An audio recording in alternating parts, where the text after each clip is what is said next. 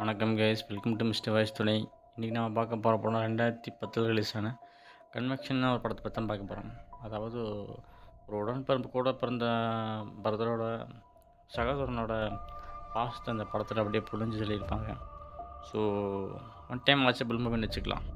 So இப்போ என்னடா பாசம் அப்படிங்கிறத பற்றி பார்ப்போம். ஆக்சுவலாக பார்த்தீங்கன்னா இது ஒரு பேஸ்டு ட்ரூ ஸ்டோரி. வெகான்கிற பகுதியில் 1980 ஒரு உண்மை சம்பவத்தை அடிப்படை எடுத்திருக்காங்க. ஸோ படம் கொஞ்சம் ஸ்டார்டிங் த்ரில்லராக போகும், அப்படியே சஸ்பென்ஸாக இருக்கும். கடைசியில் மண்டே போட்டு குடையும். அதாவது என்னடா ஆக போகுது படத்தில், கதை என்னடா சொல்லி முடிக்கப்போங்க அப்படிங்கிறத கொண்டு வரும். ஓப்பனிங் சீனில் ஏதோ ஒரு சம்பவம் நடந்திருக்கு, ஒரு மர்டர் நடந்திருக்கு போல், அது காட்டுறாங்க. அதுக்கப்புறம் ஒரு சில லெட்டர்ஸ் எல்லாம் காட்டுறாங்க. அப்புறம் ஒரு ஃபோட்டோ காட்டுறாங்க. ஒரு ஆள் பார்த்திங்கன்னா ஒரு குழந்தை தூக்கி வச்சுருக்காங்க. அதுக்கப்புறம் ஒரு லேடி வராங்க. இப்போ அந்த பழைய ஃபோட்டோக்கு அப்படியே காமிச்சு கொஞ்சம் நாள் கழித்து ஒருத்தர் ஜெயிலேருந்து வர மாதிரி காட்டுறாங்க. அப்புறம் அங்கே ஒரு பொண்ணு வெயிட் பண்ணிட்டுருக்குறான். இந்த பொண்ணு தான் இந்த படத்தோட கதாநாயகி. ஸோ ஏதோ கிளாஸ் வந்துட்டுருக்காங்க போல். ஸோ அவங்க கிளாஸ் அட்டெண்ட் பண்ணுறாங்க, படிக்க ஆரம்பிக்கிறாங்க. சரி என்னடா அங்கே படிக்கிறாங்களே, என்னடா சமாச்சாரம், காலேஜ் ஸ்டூடெண்ட் அப்படி மாதிரி போயிட்டுருக்குது கதை. அதாவது பார்ட் டைமாக கதாநாயகி படிக்கிறாங்க போல். ஸோ அதுதான் நம்ம காட்டுறாங்க. குழந்தைங்களையும் பார்த்துட்ருக்காங்க. அவங்களுக்கு மேரேஜ் ஆகிடுச்சு போல், 2 பசங்க இருக்காங்க. ஸோ பசங்க ஸ்கூலுக்கு கிளம்புறாங்க, எல்லா கப்பனும் ரெடி பண்ணி கொடுத்துருக்குறாங்க. சேனலுக்கு புதுசு வந்து வீடியோ ஃபுல்லாக பார்த்து சப்ஸ்கிரைப் பண்ணி வச்சுங்க. ஆல்ரெடி சப்ஸ்கிரைப் பண்ணுவாங்க, வாங்க அப்படியே வீடியோ கண்டினியூ பண்ணுவாங்க. மறக்காமல் பெல் பட்டன் ஆல்னு கிளிக் பண்ணிக்கோங்கோ. அதுக்கப்புறம் பசங்களாம் வளர்ந்ததுக்கப்புறம் பார்த்தீங்கன்னா அவங்களோட பசங்களை ஸ்கூலுக்கு அனுப்பிவிட்டுட்டு கதாநாயகி காலேஜ் போகிறாங்க, ஸ்கூலுக்கு போகிறாங்க. ஆக்சுவலாக ஸ்கூலில் அவங்க ஒரு காலேஜ் போகிறாங்க. என்னங்கிறது அப்புறம் இப்போ தெரியும் பாருங்கள். அதுக்கப்புறம் அதை பார்ட் டைம் ஒரு பக்கம் வேலைக்கு போகிறாங்க ஒரு பாலில். அப்புறம் அங்கே கூட படித்த ஒரு பொண்ணு வந்து பாலில் கதாநாயகி மீட் பண்ணும்போது, இந்த மாதிரி ஒன்று ஸ்கூலில் கிளாஸில் பார்த்தேன், நீ பாலில் இருக்கிற என்ன விஷயம் அப்படின்னு சொல்லி கேட்க, அந்த மாதிரி பார்ட் டைம் தான் வந்துட்டுருக்கிறேன். ஸோ நான் வக்கீல் கோர்ஸும் படிச்சுட்டுருக்கிறேன். ஸோ அது இல்லாமல் நான் பார்ட் டைமாக ஒர்க் பண்ணுறேன் அப்படிமா அவர் சொல்கிறேன். என்னோடய கஷ்டம் என்னோட போட்டு நீங்கள் ஒன்றும் பரிதாபப்பட வேணாம் அப்படின்னு சொல்லிடுறாங்க. அதுக்கப்புறம் சீன் பிளாஷ்பேக் மாதிரி வருது. என்னென்னா ஒருத்தங்கேயோ மரத்தை அறுத்துருக்குறான். இதை உடனே அங்கேருந்து பார்த்த போலீஸ்காரன் வந்து டக்குன்னு வந்து ரம்பத்துக்கு கீழே போடுறாங்க, அவங்க சுட்டுறோம் இப்படி பயமுறுத்துறாங்க. அப்புறம் அந்த ஆள் என்ன பண்ணுறாப்புல, சிரிச்சிட்டே ரம்பத்துக்கு கீழே போட்டு போலீஸ்கிட்ட சரணடைஞ்சிட்றாப்புல. அப்புறம் என்ன பண்ணிடுறாங்க, இவனை அப்படியே ஸ்டேஷனுக்கு குண்டு கொட்ட தூக்கிட்டு போயிடுறாங்க. ஸோ இவன் யார் என்னங்கிறது அப்படியே பின்னாடி மெல்ல சொல்கிறேன். ஆக்சுவலாக பார்த்திங்கன்னா இந்த படத்தில் இவர் தான் ஒரு கதாநாயகன்னு சொல்லலாம். அதுக்கப்புறம் ஸ்டேஷனுக்கு கூட்டிகிட்டு வந்ததுக்கப்புறம் இவளோட தங்கச்சி இங்கே இருக்கிறான். இந்த கதாநாயகி தான் இவளோட தங்கச்சி. பார்த்தோன்னே 2 பேருக்கு ஒரு சந்தோஷமாகிடுது. எப்போ போல் வரதான் நம்ம தினத்தை போய் புதுசாக இருக்குது. இவங்க கூட்டிகிட்டு வருவாங்க, சந்தேகத்தின் பேரில் கூட்டிகிட்டு வருவாங்க, நம்மளை வெளியே விடுவாங்க, காலங்காலமாக நடக்கிறது என்ன அப்படின்னு சொல்லிட்டு சொல்ல அவன் நேரம் போலீஸை மாட்ட வந்து, நம்ம எங்களெல்லாம் விட்றதானங்கம்மா, நீங்கள் எங்களை போட்டு ஏமா தொல்லை பண்ணுறீங்க அப்படி இப்படின்னு கொஞ்சம் திமிராக பேசிடுறாப்புல இவர் நம்ம ஹீரோ. அதுக்கப்புறம் என்ன பண்ணிடுறாங்க, விட்டுறாங்க. அப்புறம் தங்கச்சி தூக்கிட்டு பிரதர் போகிறாங்க. ஆக்சுவலாக பார்த்தீங்கன்னா இவங்க வந்து பார்த்திங்கன்னா சின்ன வயசுலேருந்து ஒன்றாவே, அதாவது அவளை பிணைப்போட இருந்திருக்காங்க. எங்கேயாவது டிபார்ட்மெண்ட் ஸ்டோருக்கு போனாங்கன்னு சாக்லேட் தூக்கி பாத்ரூமில் தூக்கி போடுறது, அதுலேருந்து இவங்க எடுத்துகிட்டு போயிடுவாங்க. இந்த மாதிரி சின்ன சின்ன திருட்டு வேலையெல்லாம் பண்ணுறாங்க. ஸோ இதெல்லாம் இவங்களுக்கு ஒரு வாடிக்கையாகவே ஒரு விளையாட்டாக போயிடுச்சு. அதுக்கப்புறம் அங்கே இருக்க போலீஸ்காரங்களாம் பிடிச்சி அங்கே இருக்கிற அவங்க பேரண்ட்ஸை கூப்பிட்டு சொல்ல, அவங்க ஏதோ தத்து பேரண்ட்ஸ் போல். ஸோ அவ்வளோதான், அக்கறைப்பட்டுக்க மாட்டேறாங்க. அதுக்கப்புறம் நம்ம ஹீரோவுக்கு கல்யாணம் ஆகிடுது. கல்யாணம் ஆனதுக்கப்புறம் பார்த்திங்கன்னா ஒரு குழந்தைய பார்த்துட்டு, அந்த குழந்தைய தூக்கிட்டு நேரம் பாருக்கு வந்துடுறாப்புல. பாருக்கு வந்து டான்ஸ் ஆடி என்ஜாய் பண்ணுறாப்புல. அதுக்கப்புறம் என்ன ஆயிடுது, அங்கே இருக்க ஒருத்தன் ஏப்பா குழந்தை தூக்கிட்டு பாருக்கு வந்துட்டு உனக்கு அறிவு இருக்கான்னு சொல்லி கேட்க, ஒரு நிமிஷம் புரிஞ்சு போட்டு குழந்தைய கொடுத்து போட்டு வந்து அவனை போட்டு நொக்குன்னு நொக்குறான் அப்படி நம்ம ஹீரோ. ஏன்னா குழந்தைய எதை சொல்லிட்டோம்னா நம்ம ஹீரோவுக்கு சுத்தமாக பிடிக்காது. ஸோ அவனை போட்டு அடித்து பொழந்து கட்டுறாப்புல. அதுக்கப்புறம் வீட்டுக்காரம்ப எதுக்குப்பா உருவம் பொழுத்துட்டுருக்குன்னு சொல்ல, அப்புறம் சரி ஓகே கூல் சில்லுன்னு சொல்லி போட்டு திரும்பவும் பாட்டி ஸ்டார்ட் பண்ணுறாரு. நம்ம ஹீரோ மூமெண்ட்டெல்லாம் வேறு லெவலில் போடுறாரு. பார்க்க கொஞ்சம் ஃபன்னியாக காமெடியாக இருக்குது. அதுக்கப்புறம் கொஞ்ச நாள் கழிச்சு பார்த்திங்கன்னா நம்ம ஹீரோவோட தங்கச்சிக்கு மேரேஜ் ஆகிடுச்சு. அவங்களுக்கு ஒரு குழந்தை பிறந்திருக்கு. ஸோ அவங்கள ஃபேமிலி லைஃப்பில் செட்டில்டு ஆகிட்டாங்க ஒரு வழியாக. அப்புறம் அப்படியே ஃபோனில் பேசிகிட்டு இருக்க சொல்ல பார்த்தீங்கன்னா திடீர்னு ஒரு ஃபோன் கால் வருது. என்ன ஃபோன் கால்னு கேட்டிங்கன்னா இதுதான் ஒரு அதிர்ச்சியான ஒரு டேர்னிங் பாயிண்ட்டான ஒரு திருப்பமான. இன்னும் ஒருத்தங்க இறந்துட்டாங்க அப்படிங்கிற ஒரு நியூஸ் வருது. ஒரு கன்வென்ஷன் நியூஸ் வரும்போது டக்குன்னு அவங்க அங்கே போகிறாங்க. அங்கே போயிட்டு இருக்க சொல்ல திடீர்னு அதை முடிக்கிறதுக்குள்ளே உடனே போலீஸ்காரங்க வந்துடுறாங்க. வந்து நம்ம ஹீரோவை, அதாவது நம்ம கதாநாயகியோட பிரதரை அரெஸ்ட் பண்ணுறதுக்கு கையில் விலங்கு போட்டு கூட்டிகிட்டு போகணுன்னு வந்திருக்காங்க. ஸோ என்ன பண்ணுறாங்க, அதே மாதிரியே பண்ணுறாங்க. ஸோ இதை முடிச்சுட்டு வராங்கன்னு சொல்லும்போது அவங்க கேட்கவே இல்லை போலீஸ்காரங்க. நீ கம்பல்சரி வந்தது அவனுக்கு ஏற்பட்டு வம்பு கட்டால் ரொம்ப வம்படியே இழுத்துட்டு போயிடுறாங்க. இப்போ நீ மாட்டிக்கிட்டியா, இன்றைக்கி காலம் போகிற நீ ஜெயிலில் தான் கழிதாக திங்க போகிற அப்படின்னு சொல்கிறாங்க. என்னடா பார்த்தா ஏதோ ஒரு கேஸ் ஆயிடுச்சாட்ருக்குது. ஏதோ பிரச்சனையாகி போச்சா. அப்புறம் நேரா ஜெயிலுக்கு வந்ததுக்கப்புறம் பார்த்தீங்கன்னா, இவன் யாரோ குத்திட்டான்னு சொல்லி போட்டு நம்ம ஹீரோவ இது பண்ணிட்டாங்க. இதெல்லாம் தங்கச்சிக்கிட்ட சொல்ல. அப்புறம் என்ன ஆகி போயிடுது, அப்படியே கோர்ட்டில் மூவ் ஆகுது. வக்கீல வச்சு அப்படியே மூவ் பண்ண ஆரம்பிக்கிறாங்க ஒன் பை ஒன்னா. அப்புறம் தான் நம்ம அந்த ஹீரோவோட வீட்டுக்காரம்மா, அப்புறம் நெய்பர்ஸ் அப்படி இப்படின்னு நிறைய பேர் என்ன பண்ணுறாங்க, இவர் தான் குத்துனாரு, அதுக்கான எவிடன்ஸ் இந்த கத்தியிலே இருக்குது, அப்படி இப்படின்னு எல்லாம் சொல்லி சமாளித்து நம்ம ஹீரோவை ரவுண்டு கட்டம் கட்டிடுறாங்க. அங்கே இருக்கிற போலீஸ்காரங்க ஆக்சுவலாக பார்த்தீங்கன்னா அந்த ஊரில் இருக்கிறவங்க, அவங்க நிறையா கேஸில் இவன் மேலே போட்டிருப்பாங்க. ஸோ அதையுமே சொல்லிடுறாங்க கோர்ட்டில். எல்லா எவிடன்ஸும் பார்த்தீங்கன்னா நம்ம ஹீரோவுக்கு எதிராக திரும்பிடுது. ஸோ இவர் கணக்கால் ஆகிட்டார். கடைசியில் இவர் தான் குற்றவாளின்னு கடைசியில் ப்ரூஃபும் பண்ணி தொலைச்சிடுறாங்க. எல்லாத்தையும் விசாரிக்கிறாங்க. விசாரிச்சுட்டு இல்லைங்க இவர் தாங்க கொலைகாரன் அப்படின்னு சொன்ன உடனே நம்ம கதாநாயகிக்கு, அதாவது ஹீரோவோட தங்கச்சிக்கு அழுகை வந்துருச்சு. நீ ஒன்றும் கவலைப்படாத, உன்னை நான் கண்டிப்பாக நான் பெயில் எடுப்பேன், உன்னை நான் காப்பாற்றி கூட்டிகிட்டு வருவேன் நான் திரும்ப அப்படின்னு. சின்ன வயசில் ஒன்று மணி இருந்துருவாங்க. அதனால் தனியாக கூட பிரிக்கவே முடியாது, இணைப்பாக இருந்தாங்க இந்த சகோதரர்கள் 2 பேருமே. ஸோ இந்த ஃபாஸ்டருக்கு என்றைக்கும் வெட்டு கிடையாது போல். அப்படி இருக்க சொல்ல அப்புறம் நம்ம ஹீரோ என்ன பண்ணுறாரு, அங்கே லாக்கப்பில் இருக்கும்போது சூசைட் பண்ண ட்ரை பண்ணுறாப்புல. உடனே ஃபோன் வருது. இந்த ஃபோனை கேட்டோடனே தங்கச்சிக்கு அப்படியே உடம்பெல்லாம் நடுங்கி போயிடுது. என்னங்க சொல்கிறீங்க இல்லை போட்டு நேரில் போய் பார்க்குற அப்படி, எதுக்கு இந்த மாதிரிலாம் சூசைட் பண்ண ட்ரை பண்ணுற அப்படின்னு சொன்னோன்னே நம்ம ஹீரோவுக்கு வயசு ஆகி போயிடுச்சு. ரொம்ப நாள் ஆகி போயிடுச்சு. வருஷங்கள் ஓட ஆரம்பிச்சிருச்சா. இல்லை எனக்கு வாழ்றதுக்கே பிடிக்கல, அதனால தான் நான் சாக முடிவு எடுத்தேன் அப்படின்னு சொல்ல, இனிமேல் அப்படி பண்ணாத அப்படின்னு சொல்லி போட்டு காருக்குள்ள சொல்லி போட்டு வந்து காருக்குள்ள வந்து அழுக ஆரம்பிக்கிறாங்க. இப்படி தான் அந்த சகோதரனை காப்பாற்ற போகிறோமே தெரியலையே அப்படின்னு அழுக ஆரம்பிக்கிறாங்க. அதுக்கப்புறம் பசங்களை விளையாட ஆரம்பிச்சிட்றாங்க. உடனே பசங்க இந்த மாதிரி மீன் பிடிக்க போகலாம் அவுட்டிங் போகலான்னு சொல்ல, இல்லை இன்றைக்கி உங்கள் மாமா பார்க்க போகணும் அப்படின்னு சொல்ல, சரி இன்னொரு நாள் போய்க்கலாம் நம்ம, கவலைப்படாதீங்க அப்படின்னு சொல்கிறாங்க கதாநாயகி. அதுக்கப்புறம் தன்னோட சகோதரரை பார்க்க திரும்ப வர அப்படி வந்து, இந்த மாதிரி நீ கவலைப்படாத, அவனை சீக்கிரம் பெயில் எடுத்துடுவேன், நான் உனக்காக தான் படிக்கிறேன், வக்கீலே உனக்காக தான் படிக்கிறேன் அப்படின்னு எவ்வளோ வக்கீல் ஹெல்ப் பண்ணி ட்ரை பண்ணி பார்த்துருப்பாங்க. ஆனால் வெளியே கொண்டு வர முடியாது. ஆனால் அதனாலேயே என்ன பண்ணியிருப்பாங்க கதாநாயகி, இவங்களே வக்கீல் படிக்க ஆரம்பிச்சிருப்பாங்க. ஸோ கதை அப்படி போகும். தன்னோட தம்பிக்காக வக்கீல் படித்த பொண்ணு இவங்க தான் அப்படிங்கிற மாதிரி போகும். ஒரு ட்ரூ ஸ்டோரி. அதனால் ஸோ ஒரு கேம்புக்கு எல்லாம் ரெடியாகி கிளம்பி போக சொல்கிறேன். போக சொல்ல அப்புறம் என்ன பண்ணுறாங்க, எல்லாத்தையும் அனுப்பிச்சி விட்றாங்க நம்ம கதாநாயகி. பத்திரமா டூரை என்ஜாய் பண்ணிவிட்டு வாங்க அப்படின்னு இவங்க எல்லாத்தையும் அனுப்பிச்சி விட்றா அப்படின்னு நம்ம கதாநாயகி. ஸோ இதெல்லாம் ஒரு பக்கம் போயிட்டுருக்க சொல்ல, தன்னோட தம்பி வேறு எப்படியாவது காப்பாற்றணுமே சொல்லிவிட்டு அந்த பக்கம் கிளாஸில் இது பண்ணிட்டு சொல்ல, ஒரு நாள் கிளாஸுக்கு இவங்க என்ன பண்ணுறாங்க, வராமல் லீவ் போட்டு படுத்துடுறாங்க.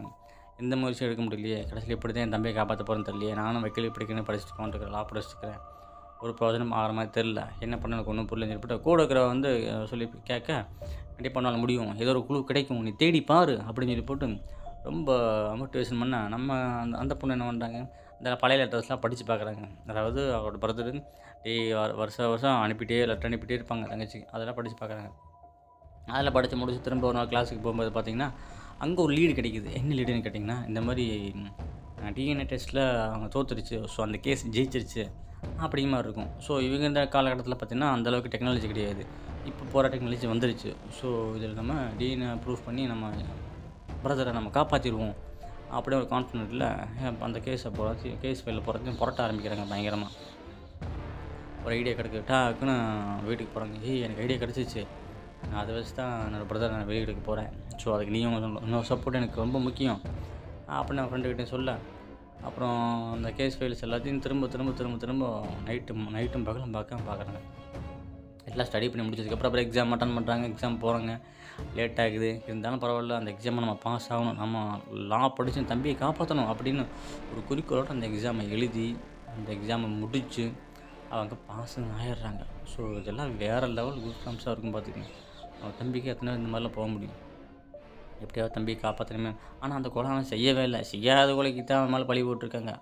ஸோ அவன் கரெக்டாக இருக்கிறவன், உண்மையானவன், எந்த தப்பு பண்ணாதவன் நிரூபிக்கணும்ல அப்படின்னு சொல்லி போயிட்டு சொல்ல, திடீர்னு பார்த்தீங்கன்னா தன்னோட பிரதரை பார்க்குறக்கு வந்தவொடனே, இந்த மாதிரி டிஎன்ஏ டெஸ்ட்டில் ஒன்று ப்ரூஃப் பண்ணியாச்சு, நீ ஜெயிச்சிட்ட, உன்னை நான் காப்பாற்றி வெளியே எடுத்து வந்துடுவேன், ஸோ நீ ரிலீஸ் ஆக போகிற அப்படின்னு சொன்னோன்னே தன்னோட பிரதருக்கு ரொம்ப சந்தோஷம். அதுக்கப்புறம் இந்த பழைய ஃபைல்ஸில் இருக்கிற அந்த ஐவிட்னஸ் இதெல்லாம் இருக்கும் பார்த்தீங்களா, அது என்னது இந்த பொருளெல்லாம் இருக்கும். ஸோ அந்த கத்தி இதெல்லாம் அதெல்லாம் பார்க்கறதுக்காக அப்பீல் பண்ணுறதுக்காக கூப்பிட்டு கேட்டிருப்பாங்க ஆஃபீஸில். அது பார்த்திங்கன்னா பழைய டாக்குமெண்ட்டாக, இப்போல்லாம் அதெல்லாம் எங்கே இருக்குன்னு தெரியல, எல்லாம் கழிச்சிட்டாங்க அப்படிமா போகும். அப்புறம் பல ஆஃபீஸில் எல்லாம் கூப்பிட்டு கேட்பாங்க பெர்மிஷனுக்கு,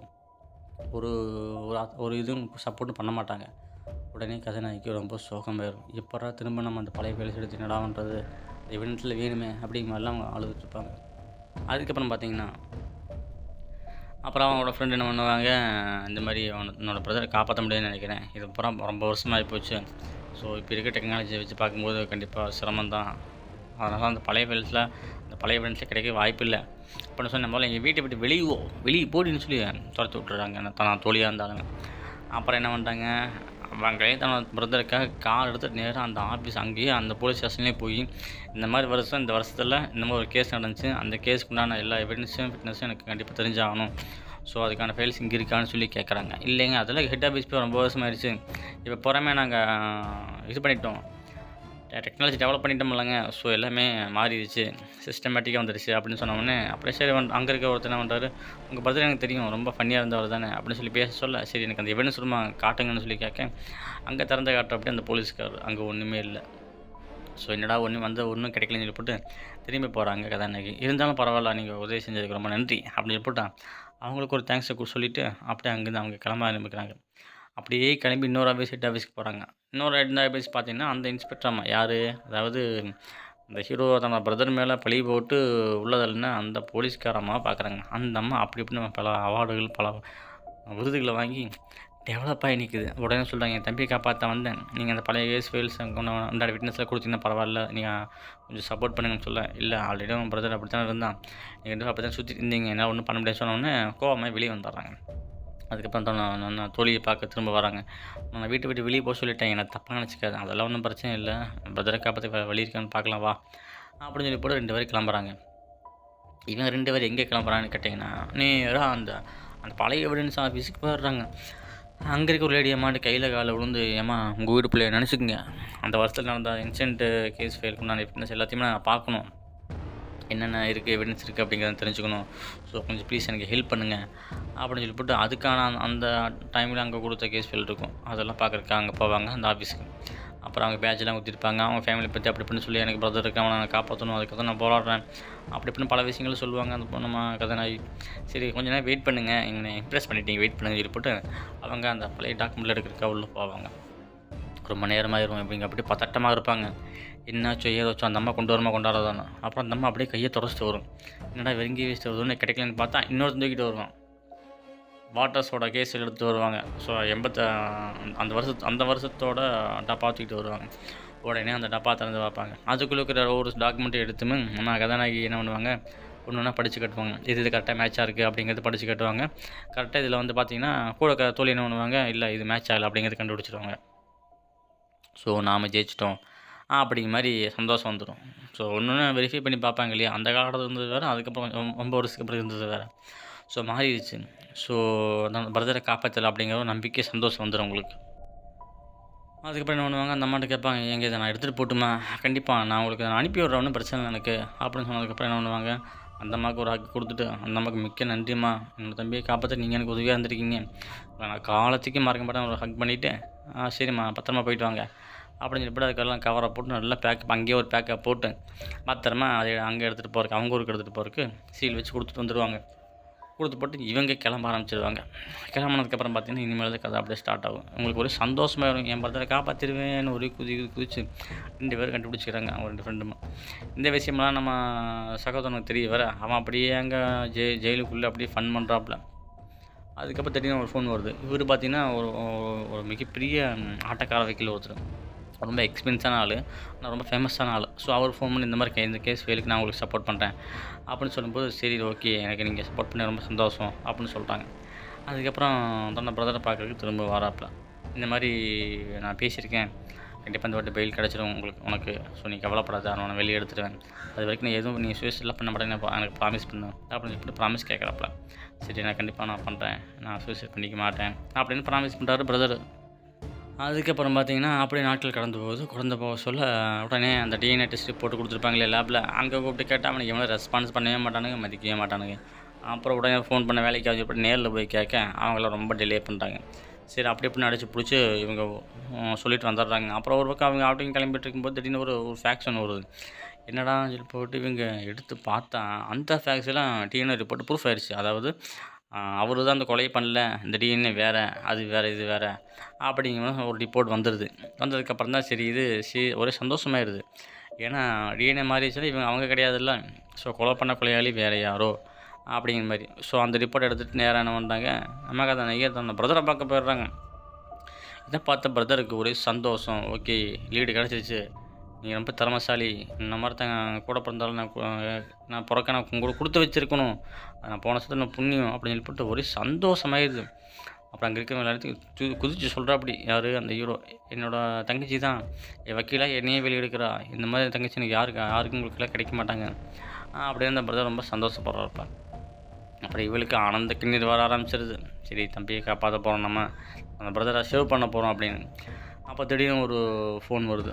அந்த ஃபோனில் பார்த்தோன்னா இந்த மாதிரி இது செல்லாது அப்படிங்கிற மாதிரி சொல்லியிருப்பாங்க போல். உடனே அவன் கோவப்பட்டு அப்படியே போட்டு டம்முன்னு போட்டு ஒட்டைக்க ஆரம்பிச்சிட்றான். அப்போ திரும்ப போய் பிரதரை பார்த்து, இந்த மாதிரி இது செல்லாதுன்னு சொல்கிறாங்க, ஸோ என்னால் பெயில் வாங்க முடியாது போல் அப்படின்னு சொன்னோன்னே மன உடஞ்சி போயிடாது பிரதர். அப்புறம் அங்கிட்டுக்குன்னு அலமோதி என்ன பண்ணுறேனே தெரியல, அவரால் உட்கார முடியல, திரும்ப நிமிர முடியல, அப்படி இப்படின்னு ரொம்ப அதாவது மன வருத்தம் அதிகமாகிடுச்சு. இப்படி நம்ம வெயில் கிடைக்காம போயிருமே அப்படின்னு போட்டு அங்கே இருக்கிறவங்களாம் சண்டைக்கு போகிறாப்புல. அங்கே இருக்க போலீஸ்காரன்ட்டுலாம் அடங்கி உட்காரன்னு சொல்ல கேட்காம உடனே போலீஸ்காரன் அடிக்க போக கோவத்தில் உடனே குண்டு கட்டை இவனை பிடிச்சிட்றாங்க. ஸோ ரொம்ப ஓவராக பண்ணுறான் மாதிரி இவனை பிடிச்ச உள்ள அப்படின்னு போட்டு நம்ம ஹீரோவை அதெல்லாம் கதாநாயகோட பிரதரை ஒரே அமுத்தி செல்லை குளிச்சுக்கிட்டு போயிடுறாங்க. அதுக்கப்புறம் என்ன பண்ணுவாங்க, நேராக அந்த ஃபேமஸ் வெஹிக்கிளை கூட்டிகிட்டு நம்ம கதாநாயகி என்ன பண்ணுறாங்க, இந்த கேஸ் சம்மந்தமாக இருக்காங்க பார்த்தீங்களா, அந்த ஐ விட்னஸ் அவங்களாம் இருப்பாங்களா, அவங்களெல்லாம் பார்க்குறதுக்காக கதாநாயகியை கூட்டிகிட்டு போகிறாங்க. அங்கே கூட்டிகிட்டு போய் எல்லாம் விசாரிக்கிறாங்க. ஆக்சுவலாக அங்கே என்ன நடந்துச்சு, என்ன பண்ணீங்க, யாரும் கூட இப்படி சொல்ல சொன்னது யார், என்ன விசாரித்து அப்படியே துருவி ஒன்று கேட்க சொல்ல கடைசியில் அவங்க சொல்லிடுறாங்க, இந்த மாதிரி இந்த போலீஸ்காரன் மாதிரி இந்த மாதிரி எங்களை சொல்ல சொன்னாங்க அப்படின்னு போலீஸ்காரன் பழி ஓட்டுறாங்க. அதுக்கப்புறம் நம்ம ஹீரோவோட குழந்தை ஒன்று இருக்கும் பார்த்திங்களா, அந்த குழந்தை வளர்ந்துருக்கும். ஸோ அது பார்த்திங்கன்னா அப்பா கொலைகாரன் அப்படிங்கிற மாதிரி தப்பான ஒரு தாட்டில் இருக்கும். ஸோ அந்த குழந்தைய பார்க்க ட்ரை பண்ணுவாங்க, பார்க்க முடியாது. அந்த பொண்ணு பார்த்திங்கன்னா வளர்ந்துருப்பா, வளர்ந்தால் வேற ஒரு வேலைக்கு போயிட்டுருப்பான். ஸோ உடனே தன்னோட பசங்களையும் கூட்டிகிட்டு போய் இதான் கசின் அப்படின்னு சொல்லி காட்ட அவள் கண்டிக்கவே மாட்டான். அப்புறம் திரும்ப இந்த மாதிரி பண்ண பார்க்கப்பான்னு சொல்லி போட்டு தம்பிக்கிட்டே சொல்கிறா. அப்படி நாட்கள் திரும்பவும் கடந்து போயிட்டே இருக்குது. ஏதோ ஒரு லீடு கிடைக்காத மாதிரின்னு சொல்லி பார்க்க ஒரு நாள் கடைக்கு போயிடுறாங்க. யார், நம்ம பிரதரோட பொண்ணு பார்த்தீங்கன்னா கடையில் வேலை செய்கிறான்.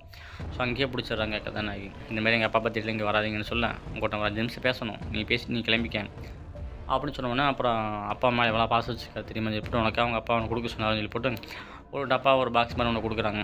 அதில் பார்த்தா தன்னோட குழந்தைய ஃபோட்டோ இருக்குது பார்த்தீங்களா, அந்த ஃபோட்டோமா அவரோட எங்கேஜ் அந்த சின்ன வயசில் இருந்த ஃபோட்டோலாம் அப்படியே பார்த்தோன்னே அவ்வளோ சந்தோஷமாயிருது. இது அப்பா அவனுக்கு கொடுக்க சொன்னார் அப்படின்னு சொன்னதுக்கப்புறம் சந்தோஷப்படுறான். அதுக்கப்புறம் அவனோட வீட்டுக்காரமாக இருக்காங்க பார்த்திங்களா, அவங்கள பார்க்க போகிறாங்க. அவங்க எல்லாத்தையும் சொல்லிடுறாங்க, இந்த மாதிரி அன்றைக்கி சுச்சுவேஷனில் இந்த போலீஸ்காரமாக நான் டிபெண்ட் பண்ண சொன்னாங்க, எனக்கு பணத்தை இருந்துச்சு அப்படி இப்படின்னு எதுவுமே ஒன்று சொல்லி இது பண்ணிட்டாங்க அப்படின்னு அவங்க சொல்ல அப்புறம் அவங்ககிட்ட ஒரு ஸ்டேட்மெண்ட் எழுதி வாங்கிடுறாங்க. எத்தனை நாளாக ஜெயிலுக்குள்ள இருந்திருக்கு அப்படி இல்லை, அதுக்கு அவங்க காப்பீட்டில் யார் கொடுக்குறது அப்படின்னு சொல்லி அதுக்கு இன்சூரன்ஸ் எழுதி வாங்கிடுறாங்க நம்ம கதாநாயகி. அப்படியே பல தகவல்களை சேகரித்து நம்ம பிரதரை காப்பாற்ற போராடுறாரு தங்கச்சி. அப்புறம் அங்கேருந்து மூட்டை தூக்கிட்டு நம்ம ஹீரோ அப்படியே பையன் கிளம்புறாப்புல ஜெயிலுக்குள்ளே இருந்துட்டு கரெக்டாக உள்ள கோர்ட்டுக்கிட்ட வர்றாப்புல. கடைசியில் என்ன ஆயிடுதுன்னு பார்த்தீங்கன்னா, இந்த ப்ரூஃபில் எடுத்துகிட்டு சொல்லி காமிக்க இத்தனை நாளாக செய்யாத தண்டனைக்கு தான் செய்யாத இது கொலைக்கு தான் தண்டனை அனுப்பிச்சிட்ருக்கு அப்படின்னு சொல்லி ப்ரூஃப் ஆயிடுது. கடைசியில் டிஎன்ஏலையும் ப்ரூஃப் ஆயிடுது. ஆக மொத்தம் இந்த கொலைவர் பண்ணவே இல்லை. ஸோ எல்லோரும் ஏமாற்றிட்டாங்கன்னு சொன்னதுக்கப்புறம் கை விலங்க அவுத்து விட்டுறாங்க. நீங்கள் ஜெயிச்சிட்டீங்க, நம்ம ஜெயிச்சிட்டோமாரா, அவ்வளோதான் அப்படி முடிஞ்சு போச்சு. ஆக விடுதலை அடைந்து விட்டார் சகோதரர்.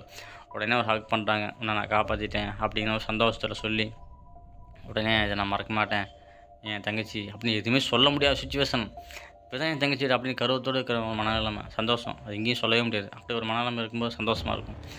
அப்படி வெளியில் வராங்க. வெளியே வந்து இப்போ மீடியாவில் எப்படி இத்தனை வருஷம் நீங்கள் செய்யாத கொலைக்கு உள்ளே இருந்தீங்க, எல்லாத்துக்கும் காரணம் என் தங்கச்சி தான். எனக்காக அவள் வக்கீலில் படித்து என்னை அவள் காப்பாற்றிருக்கான்.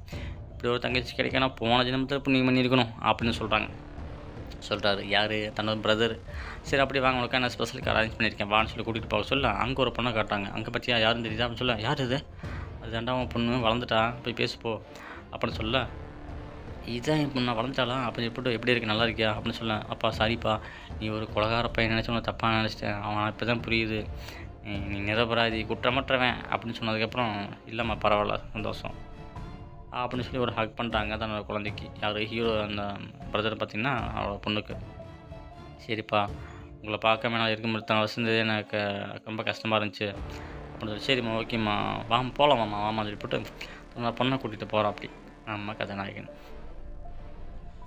ஸோ தன்னோட மகளையுமே அப்பாவோட இணைச்சி வச்சுட்டாங்க. அவனோட கூட பிறந்த அந்த பொண்ணு நம்ம கதாநாயகி. ஸோ அடுத்த நாள் காமிக்கிறாங்க, வீட்டிலேருந்து முழிச்சு பார்க்குறாங்க. முழிச்சு பார்த்தா ஏதோ ஒரு இடத்துல அவங்க இங்கே வெளியே வந்துருக்காங்க போல்.